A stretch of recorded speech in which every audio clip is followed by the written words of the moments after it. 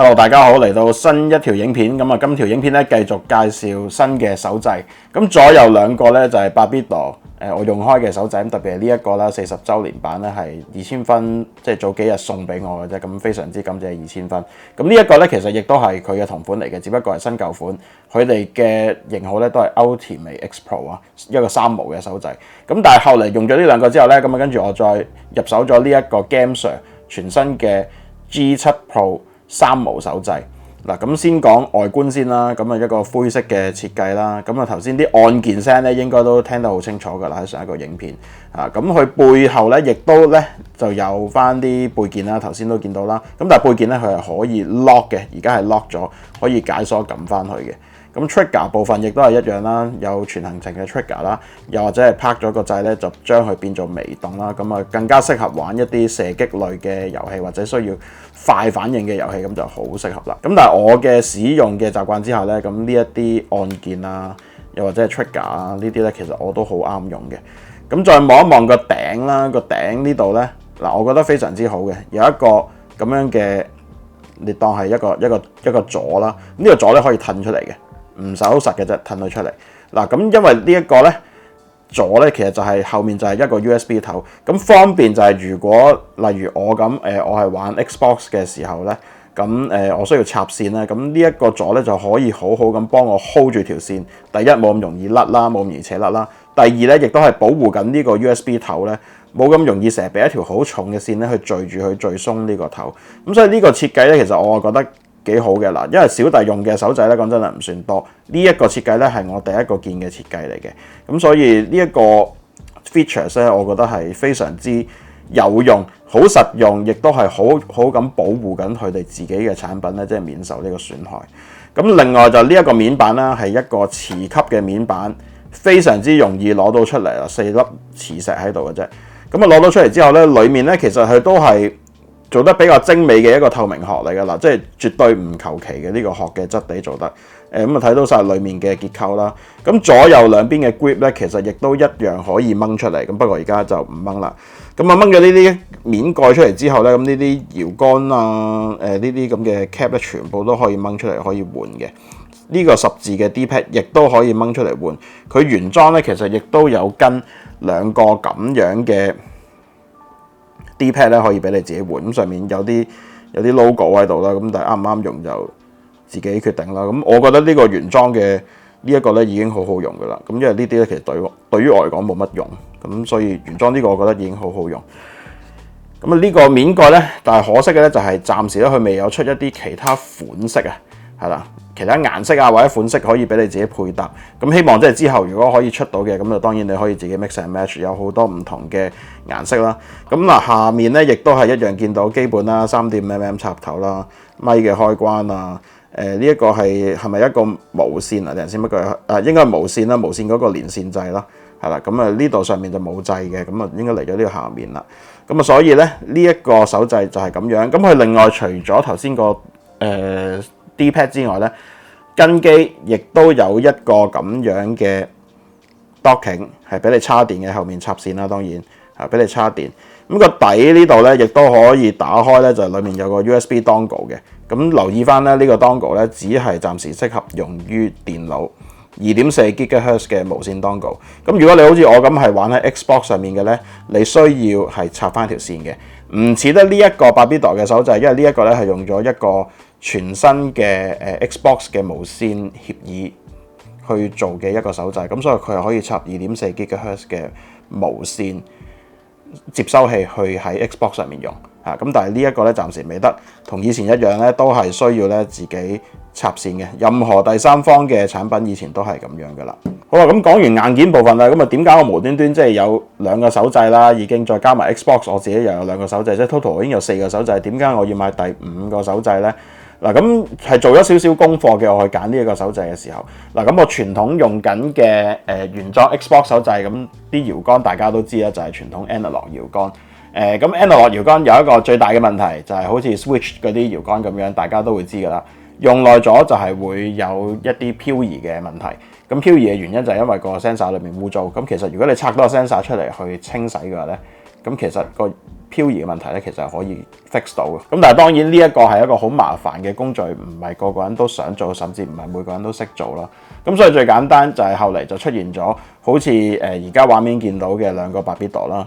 咁出現咗呢啲霍爾搖桿。霍爾搖桿唔好誤會，唔係淨係得 Barbito有，好多牌子都有。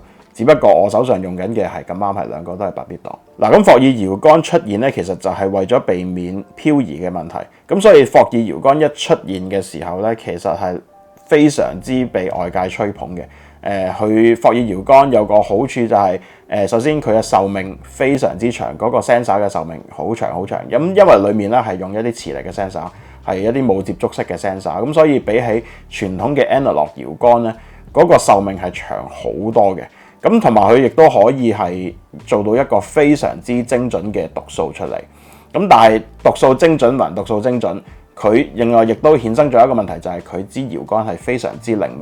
咁如果對於例如好似我咁係玩一啲例如駕駛類嘅遊戲啊，又或者係一啲射擊類嘅遊戲咧，咁你一個太靈敏嘅搖桿咧，即係例如呢一個又塞得太靈敏，就真係好難去做瞄準。或者我玩賽車遊戲，亦都好難做一個精準嘅控制佢嘅轉向。咁所以喺後期咧，亦都有啲人開始覺得唔好用啦，呢個 Hall Sensor 嘅搖桿。咁我不如用翻傳統 analog 搖桿啦。咁但係到大約半年前度啦，如果我做資料搜集冇錯嘅話，咁就開始出現咗呢一種叫做 TMR 搖桿。我買呢一個 Gamser 嘅手掣，其實亦都係為咗呢一個 TMR 搖桿。我要試下究竟佢係咪真係好似網上面啲人講得咁好呢？Hall Sensor 以前大家都話好，點知用咗一段時間之後，大家都覺得唔好，咁所以出現咗 TMR。咁 TMR 嘅搖桿特色呢，其實就係綜合咗傳統嘅 analog 搖桿同埋 Hall Sensor 嘅搖桿嘅大家嘅好處，綜合咗喺一身就變成咗 TMR 嘅搖桿。咁我大約講一講啦。我都係做資料搜集揾翻嚟嘅啫，我並唔係呢啲手掣 sensor 嘅專家。咁如果有錯嘅咧，就歡迎大家喺影片嘅下方咧去糾正我，就指出我嘅錯處。感謝大家。咁佢首先第一個好處就係佢依然有一個非常之長嘅壽命，比起傳統 analog 搖桿嘅壽命長得多。咁就好似 Hall Sensor 嘅搖桿一樣，壽命非常之長。咁但係佢亦都避免咗好似 Hall Sensor 嘅嗰種問題，就係過於靈敏。佢嘅靈敏度咧，其實我嘅感覺咧係比較似翻傳統嘅 analog 搖桿，但係比傳統嘅搖桿咧係靈敏多少少嘅。咁所以佢咁啱即係呢一個定位啊，或者性能上面咧，佢就好好咁企咗喺傳統 analog 搖桿同埋呢一個 Hall Sensor 搖桿中間嘅一個幾好嘅位置。咁所以取咗兩邊嘅一個好處之後咧，就變成咗今日喺中間位置嘅呢一個 TMR 嘅搖桿。咁去到軟件嘅部分 ，Gamser 有自己嘅軟件，八位堂 Barbito 咧亦都有自己嘅軟件。咁但係 Barbito 用緊 Hall Sensor， 呢面就用緊 TMR 嘅搖桿。咁但係我唔敢肯定係咪間廠自己寫嘅軟件問題啊，還是係呢一啲 sensor 咧原本就冇得咁樣 set。咁頭先講緊就話 Hall Sensor 就係過於靈敏，我用咗一段時間之後，我已經覺得玩一啲 FPS 類嘅遊戲咧非常之難瞄準。我玩賽車嘅遊戲咧，亦都好難控制好精準嘅轉向。咁但係喺軟件裏面咧，我就發覺 Barbito 嘅軟件對於佢哋 Hall Sensor 嘅搖桿咧，嗰個靈敏度咧係冇得調校嘅。所以呢個我唔敢講係真係 Barbito 自己嘅問題，還是 Hall Sensor 嘅搖桿咧係唔可以做呢一個控制。佢係冇得俾我校靈敏度，冇得俾我校嗰條 curve 啊點樣走法係冇嘅。咁但係嚟到 Gamser 嘅手掣咧 ，Gamser 好好 ，Gamser 喺呢個手掣裏面咧可以俾我 set 到嗰個搖桿嘅 curve 咧，究竟係直線啊定係曲線。咁而家我係揀咗一條 S 型嘅曲線嘅，即係呢個右搖桿，咁就方便咗我喺中段嘅時候咧就可以更加好靈敏，可以降低個靈敏度啊，可以好好咁樣控制我嘅瞄準嘅地方。咁對於我玩 FPS 類遊戲咧，非常之有幫助。咁佢裏面咧，另外亦都可以揀到一啲讀數，就係究竟我係用一個 raw 嘅模式去讀呢一啲數字啊，定係用一個佢哋換算出嚟嘅數字去做運算啦。咁呢一個喺網上面我哋都見到有啲鬼佬嘅評測咧，其實就係用 raw 嗰個嘅話咧，咁啲數字上咧讀數上可能會跳少少，但係佢哋讀到嘅 range 嘅範圍咧係比換算出嚟嘅數字咧嗰個 range 係大得多。咁所以而家我兩個搖桿咧都用晒 raw 嘅設定。咁跟住另外亦都頭先講緊嘅就係呢啲手掣啊，我一開盒出嚟用咧，我已經覺得係比傳統嘅手掣或者係 Xbox 原裝嘅手掣咧係更加之靈敏嘅。咁點解咁講咧？因為原裝呢個手掣出嚟咧，佢就係 set 咗500 Hz。咁但係喺個軟件裏面咧，佢可以再降低個 Hz 去到250 Hz，又或者再提高去到1000 Hz。咁喺呢個情況之下咧，其實我而家揀緊1000 Hz。我成個手掣嘅感覺咧，即係我第一次覺得手掣原來喺 A 嘅手掣同喺 B 嘅手掣，甚至係原裝Xbox 嘅手掣上面咧，呢一個輸入嘅反應咧係會有分別嘅。咁嗱，而家呢一個只係1000 Hz，我已經覺得好夠快。咁但係而家最新嘅手掣咧，有啲牌子已經去到8000 Hz 㗎啦。咁8000 Hz 嗰個係咩牌子咧？咁當然係一個綠色嘅，大家都好著名、大家都認識嘅牌子啦。咁但係呢度佢冇贊助，當然我唔會提佢個名㗎啦。咁所以喺一個有得俾你揀 Hz 嘅情況之下咧，一個手掣如果可以提高到個 Hz，對於我玩任何嘅遊戲，特別我玩駕駛遊戲咧，我覺得個感覺好直接㗎。提高咗個 Hz，我成架車即係揸落去嘅反應啊，各樣嘢，就算我要救車，我要調整我嘅賽車嘅線度咧，1000 Hz 嘅反應咧係好幫到我手，同原裝嘅手掣係有好大嘅分別。咁所以喺呢一個情況之下，原來可以校到一個即係手掣都可以校到一個 Hz 咧，咁係一個非常之好嘅 features 嚟嘅。咁講翻去搖桿嘅部分啦，買呢一個手掣最大嘅誘因其實就係因為 TMR 嘅搖桿。咁因為傳統用開舊嘅即係 Hall Sensor 嘅搖桿咧，實在好難用。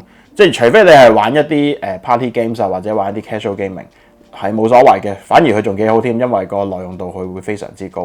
咁但係如果你好似我咁係玩一啲賽車類啊，或者係射擊類，你需要一啲好精準、好長期、好精密嘅控制嘅話咧，咁其實 TMR 搖桿一開盒你就會感受到㗎啦，係好唔一樣，會適合你多啲嘅啊。咁但係各取所需啦，我冇話即係 Hall Sensor 一定係唔好 ，TMR 一定係最好，好視乎你自己嘅個人需要嘅。咁但係搖桿就還搖桿啦。咁頭先就講即係我實際用落去嘅感覺係咁啦。咁但係其實實際佢裡面嘅數字咧，其實亦都有啲分別嘅。嗱一般嘅 Hall Sensor 嘅搖桿一般係8bit 嘅解像度。嗱當然例如喺百位堂手上嘅Hall Sensor 嘅搖桿咧，佢哋官網係冇寫呢一個 sensor 係幾多 bit。咁但係大路啊，大多數都係8bit。咁但係去到 TMR 嘅搖桿咧，係一般都係講緊用12bit 嘅 resolution。嗱咁8bit 同12bit 究竟係點樣咧？即係講緊 bit 嘅意思，嗰個解像度啊幾多 bit 嘅意思就係2嘅幾多次方，8bit 就係2嘅8次方，12bit 就係2嘅12次方。咁呢啲 resolution 咧通常都會將佢界定為幾多 step 咁樣去計數。咁8bit 其實係幾多 step 咧？就係256 step。咁就係即係一個圈裡面佢分開咗256份。咁究竟係 XY 軸分256份咧，定係 XY 軸加埋分咗做256份？咁我唔清楚。咁但係總之佢個解像度就係256 step 嚇，就遍佈咗喺呢一個圈裡面。咁但係嚟到 GameSir 咧 ，GameSir 呢一個係12bit 嘅 sensor。頭先講緊256 bit，而家12bit 嘅話係4096個 step， 250幾 VS 4096，咁你所以可以想像到嘅，即係你睇數字都已經有一個好大嘅出入，嗰個 step 嘅變化啦，越分得越細，就代表你呢一支搖桿其實可以控制到嘅部分其實係越多，對於你嘅操作嘅輸入係越精準，所以喺傳統嘅Hall Sensor 嘅搖桿身上咧，我冇辦法可以好精準。例如我玩Ride 5啦電單車，我好難好精準喺個彎裏面控制架電單車傾側多啲，傾側少啲，我係好難。傳統 Analog 手掣反而都仲可以，去到 Hall Sensor 咧真係好艱難。咁但係嚟翻我 TMR 嘅手掣咧，我就可以做到嗰個我想傾側多啲，傾側少啲，係比用 Hall Sensor 嘅搖桿咧明顯地係簡易同埋明顯地輕鬆嘅。咁所以有一段時間我用 Hall Sensor 嘅手掣咧，我係用到有少少懷疑人生啊！點解啲遊戲越嚟越難玩嘅，架車越嚟越難揸，跟住我玩 FPS 遊戲點解越嚟越難去瞄準嘅咧？咁其實未必關自己事。當然我自己嘅人有關係啦，咁先高手同新手係有分別嘅。咁但係原來一個手掣只係一個搖桿嘅部分唔同咗都好啦，其實已經可以令到你有一個咁大嘅體驗嘅變化。咁所以如果真係玩開呢一啲遊戲嘅朋友咧，我絕對建議大家去試一試 TMR 嘅手掣，特別係而家例如話 GameSir 嘅呢一個G7 Pro 啊，3毛嘅手掣，非常之抵用，非常之好玩。價錢亦都唔係貴，只係講緊500零蚊。咁Barbito 嘅例如Ultimate X Pro 嘅3毛手掣，咁會平少少，300零蚊，300零400零蚊咁樣咯，我冇記錯嘅話嚇。咁但係 anyway 點都好，呢一啲都係比起原裝 Xbox 用嘅手掣咧，個性價比更加之高。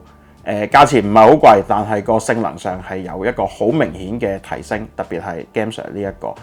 咁所以如果有興趣嘅朋友咧，咁啊記得去呢一個2000分去購買。咁2000分咧，亦都係呢一個 GameSir 嘅代理，咁所以寫原裝行貨啊，亦都對應 Xbox 嘅。咁佢亦都有呢一個手掣，亦都有黑色版有白色版，咁啊隨便自己揀啦。咁呢個手掣我自己個人嚟講咧，係非常之去推薦大家去用嘅。咁呢個手掣咧，亦都有一個實物喺2000分嘅觀塘嘅門市嗰度展出緊。咁大家想摸下係咩質地啊、咩手感嘅咧，咁亦都可以去嗰度睇一睇，啱嘅先至再買。咁呢個手掣咧，我自己個人非常之喜歡。咁啊，最後影片咧就嚟到今日呢一度為止。咁啊，如果喜歡影片嘅朋友咧，咁啊記得 like、subscribe 同埋 share 我嘅影片啦。咁啊，如果有朋友係近排諗緊買手掣啊，15、16，我唔知買咩好，我又唔想使太大嘅錢，過千蚊去買一個手掣，幾百蚊有啲咩選擇呢？呢一個亦都係一個好選擇，可以分享呢一條片俾你嘅朋友睇下佢啱唔啱呢一個手掣。咁啊，最後感謝大家嘅支持啊！咁啊，如果喜歡嘅咧，記得訂閱我嘅頻道，甚至可以俾一個 Super Chat 或者 Super Thanks 我咧，亦都係非常之感激，非常之多謝嘅。好，我哋下一條影片再見，拜拜各位。